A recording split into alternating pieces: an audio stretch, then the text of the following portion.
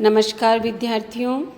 MA उत्तरार्ध हिंदी के चतुर्थ प्रश्न पत्र प्रेमचंद की कक्षा में आपका स्वागत है। प्रेमचंद के अंतर्गत हम उनके कहानी संग्रह मानसरोवर भाग 1 को पढ़ रहे थे। इसी क्रम में आज हम उनकी कहानी बेटों वाली विधवा का संक्षिप्त परिचय एवं मूल संवेदना के विषय में पढ़ेंगे। तो आइए देखते हैं उनकी कहानी बेटों वाली विधवा। यह कहानी एक विधवा समस्या को आधार बनाकर लिखी गई कहानी है। नारी मनोभाव से सूक्ष्म नारी मनोभाव का चित्रण इस कहानी में हुआ है कि किस प्रकार से पति की मृत्यु के पश्चात एक नारी अत्यंत ही असहन दयनीय स्थिति में जीती है और वहाँ पर वह एक अपने कमाऊ पुत्रों की आश्रित बनकर ही रह जाती है। इस कहानी के प्रमुख पात्रों में पंडित अयोध्यानाथ, उनकी पत्नी फूलमती, विधवा फूलमती और उनके 4 लड़के कामता प्रसाद, उमानाथ, दयानाथ और सीतानाथ आदि प्रमुख है और एक पुत्री कुमुद जिसके विवाह की बात चल रही थी। तो आइए कहानी का संक्षिप्त परिचय जान लेते हैं। पंडित अयोध्यानाथ की मृत्यु के पश्चात उनकी विधवा फूलमती को अत्यधिक शोक तो हुआ और वह कई दिनों तक बेहाल सी पड़ी रही, लेकिन अपने जवान बेटों को सामने देखकर उसे ढाढ़स हुआ, क्योंकि पंडित अयोध्यानाथ बहुत सी संपत्ति छोड़कर गए थे और चारों लड़के भी एक से एक सुशील और चारों बहुएं भी आज्ञाकारिणी थीं। बड़ा लड़का कामता एक दफ्तर में काम करता था। छोटा उमानाथ डॉक्टरी पास कर चुका था और कहीं औषधालय खोलने की फिराक में था। तीसरा दयानाथ बीए में फेल हो गया था, परंतु पत्र पत्रिकाओं में कुछ लिखकर कमा लेता था। और चौथा सीतानाथ चारों में सबसे कुशाग्र और होनहार था। अब की साल उसने बीए प्रथम श्रेणी में उत्तीर्ण किया था और एमए करने की तैयारी में लगा हुआ था। एक प्रकार से फूलमती घर की मालकिन थी, परंतु फिर भी घर की कुंजियाँ बड़ी बहू के पास रहती थी, लेकिन उसकी इच्छा के खिलाफ कोई कुछ भी खर्च नहीं कर सकता था। पंडित जी को मरे हुए 12वां दिन हो चुका था, कल 13वां था, उसी की तैयारी चल रही थी। फूलमती ने देखा कि बिरादरी के लोग निमंत्रित होंगे। वह अपनी कोठरी में बैठे बैठे 13वीं के लिए लाए गए सभी सामानों को देख रही थी। उसने देखा कि जो सामानों की लिस्ट उसने दी है उसके अनुसार उसे नहीं माना गया है। आज 40 वर्षों में पहली बार फूलमती की बात नहीं मानी गई।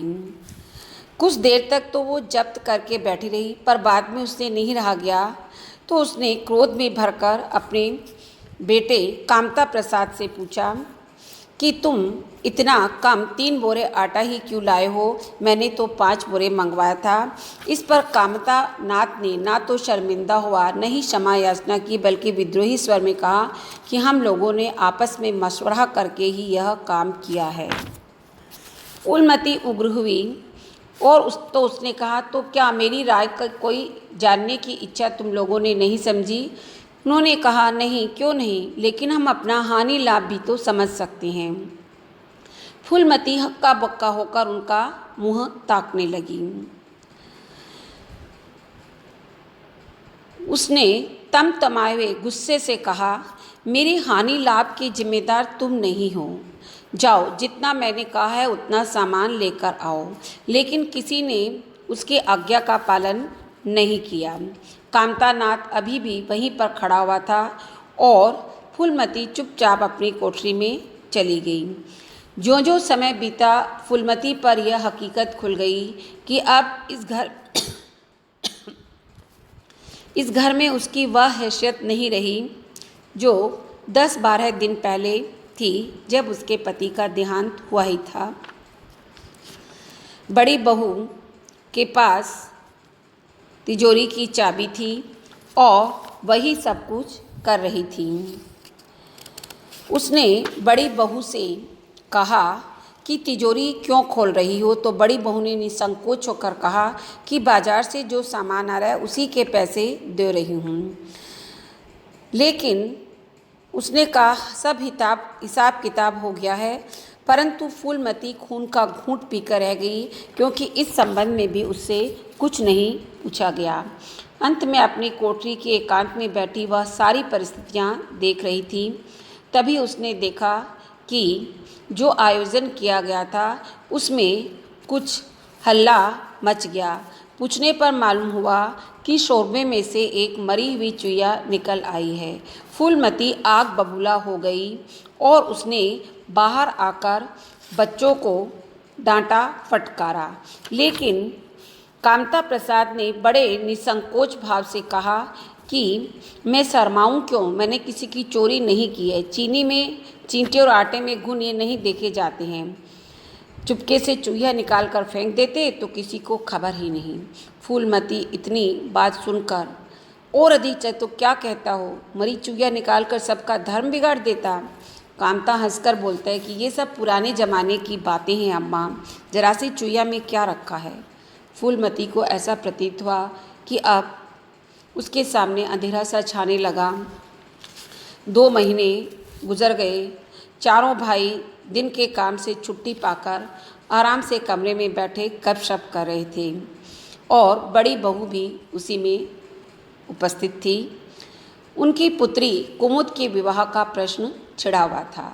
कुमुद का विवाह पंडित अयोध्यानाथ मुरारी पंडित से करके गए थे, परंतु मुरारी के यहाँ विवाह करने में अधिक पैसा खर्च करना पड़ता, इसलिए सभी भाइयों ने आपस में सलाह मशवरा किया कि क्यों न कुमुद का विवाह किसी गरीब घर में कर दिया जाए जहाँ अधिक दान दहेज न देना पड़े।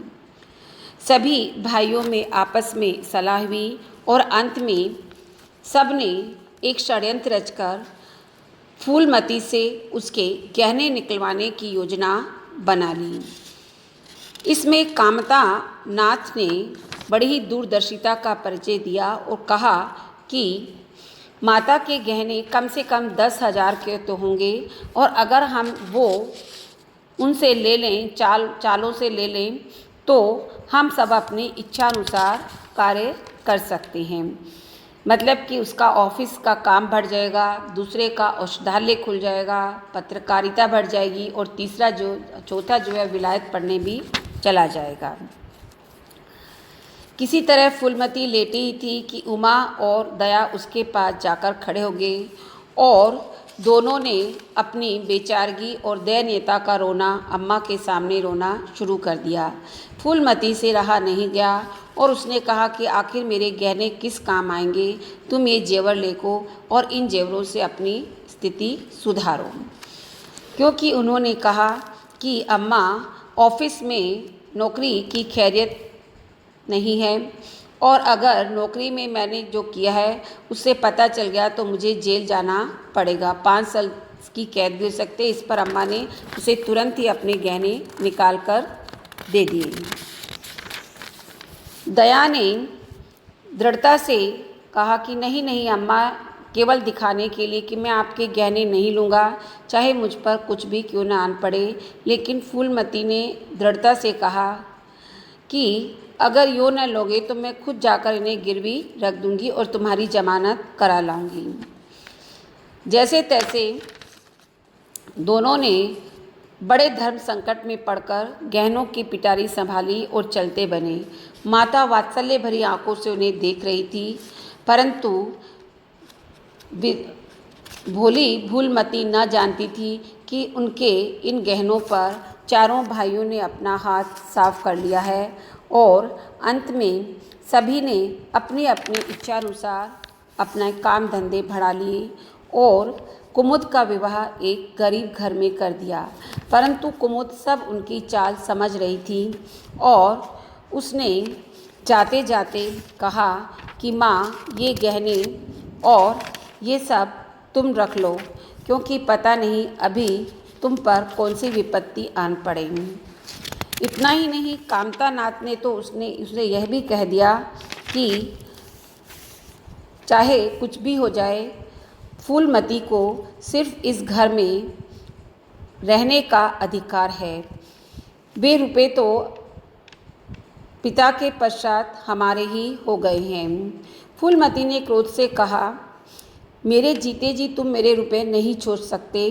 मैंने तीनों भाइयों के विवाह में 10-10 हज़ार खर्च किए हैं, तो कुमुद के विवाह में भी मैं वही खर्च करूंगी। लेकिन कामता ने कहा कि आपको कुछ भी खर्च करने का अधिकार नहीं है। आप केवल रोटी पानी की ही हकदार रह गई है। यह सुनते ही एक क्षण के लिए तो फूलमती अवाक रह गई। तो इस घर में मैं तुम्हारे टुकड़ों पर पड़ी हूँ। उमानाथ ने उसी निर्ममता से कहा, तुम जैसा समझो। फूलमती की संपूर्ण आत्मा मानो इस वज्रपात से चित्कार करने लगी और वह मन ही मन सोचने लगी, मैंने यह घर बनवाया, संपत्ति जोड़ी, बच्चों को जन्म दिया, पाला, और आज मैं ही इस घर में गैर हो गई हूँ।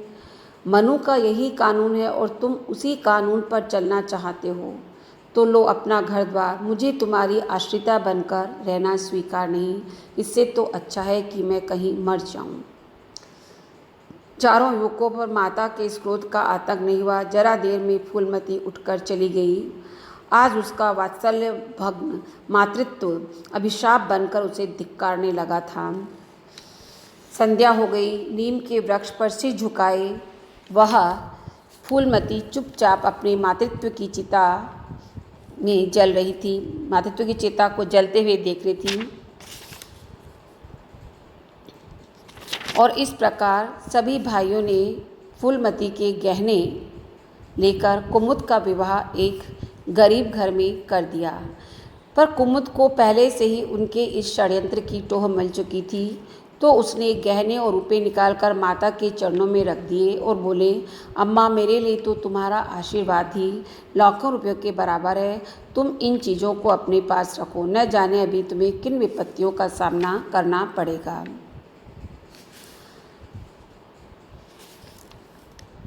और इस प्रकार फूलमती की संपत्ति और उसके गहनों से सभी चारों बेटों ने अपने अपने मन मुताबिक कारोबार किया। उमानाथ ने औषधालय खोला, खूब दावत हुई, तमाशा हुआ। कामता नाथ ने भी बड़े लड़के का यज्ञोपवीत संस्कार किया। लेकिन कामता नाथ थोड़े ही दिनों में बीमार पड़ गया। दयानाथ ने जो पत्र बढ़ाने के लिए आपत्तिजनक लेख लिखा, उसे 6 महीने की सजा हुई। उमानाथ एक फौजदारी के मामले में रिश्वत लेकर गलत रिपोर्ट लिखी थी, इसलिए उससे उसकी उपाधि छीन ली गई। परंतु फूलमती को अब इससे कोई फर्क नहीं पड़ता था, क्योंकि अब इसके जीवन में कोई आशा, कोई दिलचस्पी, कोई चिंता नहीं थी। बस पशुओं की तरह काम करना और खाना, यही उसकी जिंदगी के 2 काम थे। फूलमती बेकहे काम करती रहती थी और पर खाती थी विष के कोर की तरह। महीनों से वह अपनी कुछ भी परवाह नहीं करी थी, एक तरह से चेतना शून्य हो गई थी। तभी मलेरिया फैला और फूलमती ने घर की महरिया बीमार पड़ गई। कामता प्रसाद बीमार पड़ गया, तो उसने पलंग पर लेटे लेटे उसने याद आया कि कामता नल का पानी नहीं पीता, उसी लिए वो गंगा का जल लाने के लिए चल पड़ी। कामता ने भी लेटे लेटे कहा कि माँ, रहने दो, मैं पानी भर लाऊंगा। आज मैरी भी खूब बैठ रही है।